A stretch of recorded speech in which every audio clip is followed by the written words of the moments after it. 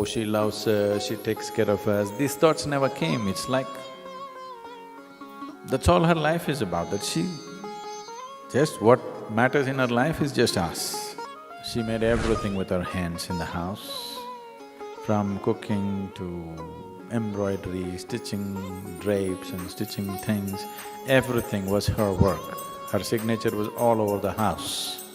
There was no replacement for her cooking, it was like that. These are life-transforming acts, you know. These are truly life-transforming acts. I think she had a huge influence quietly, without saying a word, no teaching, no talking down.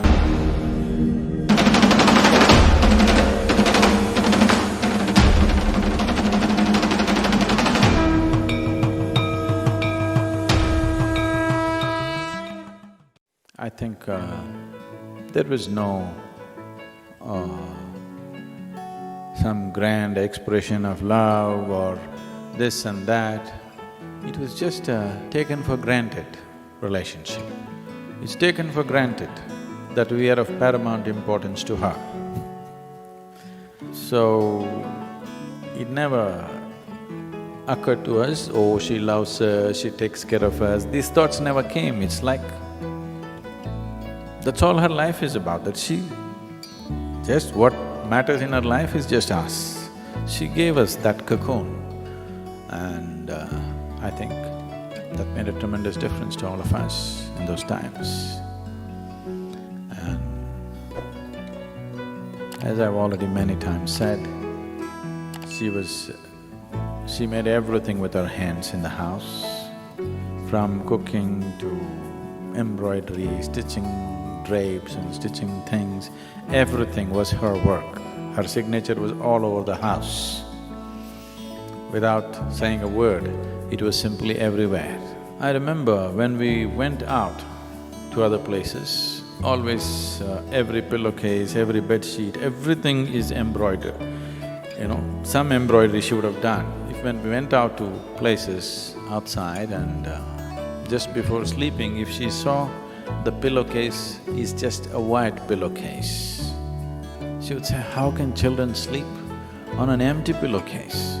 And within 5 minutes, she would put a small parrot. I remember those green parrots so well, because looking at the damn parrot, I would just fall asleep.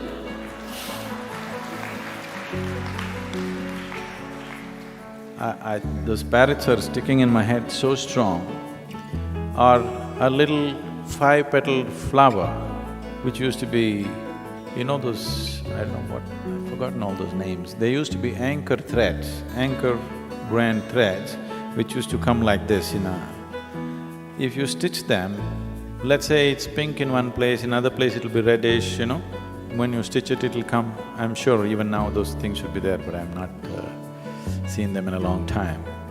So I'm just looking at that 5-petaled flower and just dozing off. And it's largely pink, 3 petals are pink, 2 petals are slightly reddish, and my mind is just thinking, why the hell is it like this? Why? You know, I remember this thing so well. I'm talking when I'm like 4 or 5 years of age. I'm just thinking, why is it those 2 petals together have come red and the other 3 have come pink? I've seen the thread, I've done all kinds of things. When I look at the patterns in the thread, it shouldn't be coming so close together. My mind is… So, all these little things, cooking enslaved us. It doesn't matter where we went, even if we were taken to a wedding or a party or whatever, we pretend to eat there and come home and eat well. Because there was no replacement for her cooking, it was like that. I don't know, it was not like a very active, loving relationship. It was just there all the time. You couldn't think of life without her, that's all. It's just there, all the time there, never not being there. I think today, for economic reasons, women have chosen to step out of their homes. I'm not commenting about that. But for a child, When a child comes home, nobody at home, he opens his own lock and goes inside and eats some cold food and sits there. This is the fate of most of the Western children, and unfortunately this is becoming the fate of most of the Indian urban children.